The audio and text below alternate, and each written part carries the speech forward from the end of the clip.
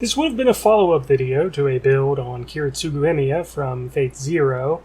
Problem is that YouTube gave me a copyright strike and deleted my video of the Eremud, the Lancer from Fate Zero, so I'm a little hesitant of using Fate Zero characters now, which sucks because I really wanted to do a lot of them.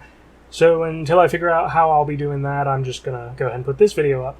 The Origin Round is a special ability of Kiritsugu.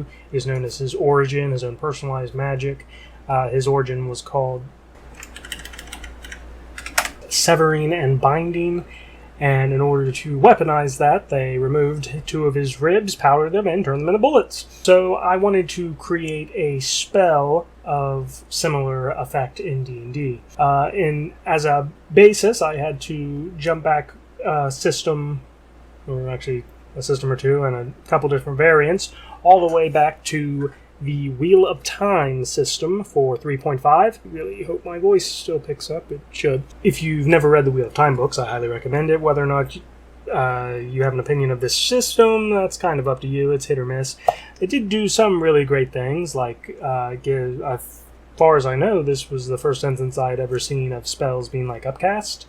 So you could cast, similar to in 5e, how you can cast a spell at different levels and you get greater effects. In here we have a spell right there called Sever. Now what that would do is it would sever, if you have to target someone of the same gender of you, because things were weird in Wheel of Time.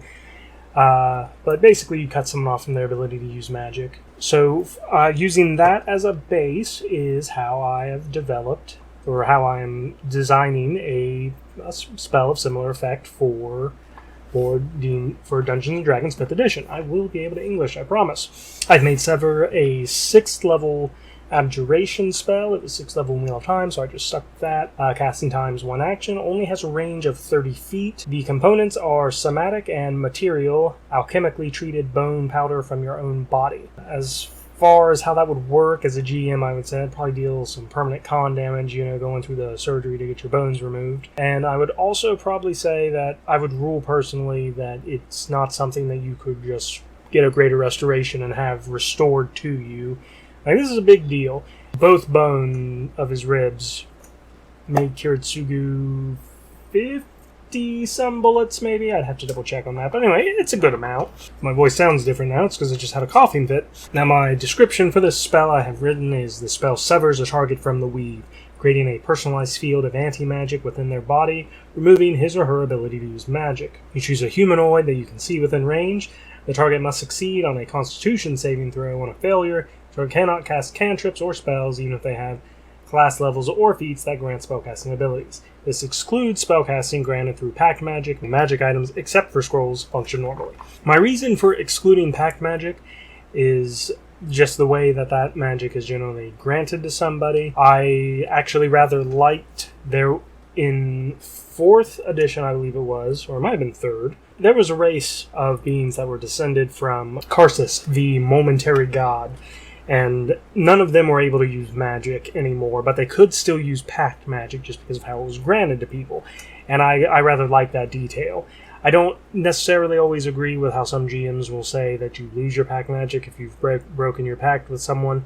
I think there should... Actually, I think Monarch's Factory mentioned doing something along the lines, like called a Pact Breaker Warlock. It's something you become after you break your pact, similar to the Oathbreaker Paladin. I actually think that's a really cool idea. Now, as for this spell, other changes I would probably make, because I'm still working on it. I haven't had a chance to playtest it.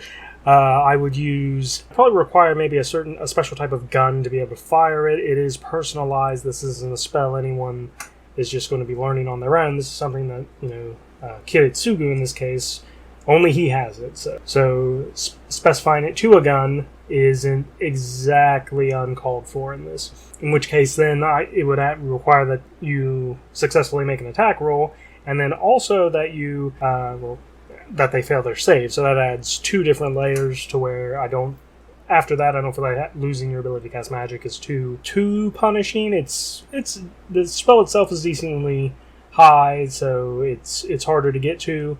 And then there's basically 2 chances for you to fail on using it, which I don't mind. A greater restoration would probably heal someone's ability to cast magic Greater Restoration or Wish. I just go with Greater Restoration, honestly.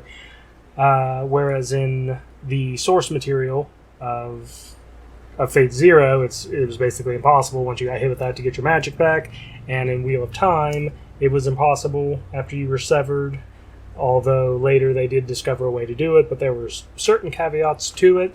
I don't feel any need to add something like that to this in this case. I think it's good enough as is. That's all I have to say for this one. So thank you for watching. Please like and share the video, drop a comment, and hope all your 20s are natural. I'll see you next time.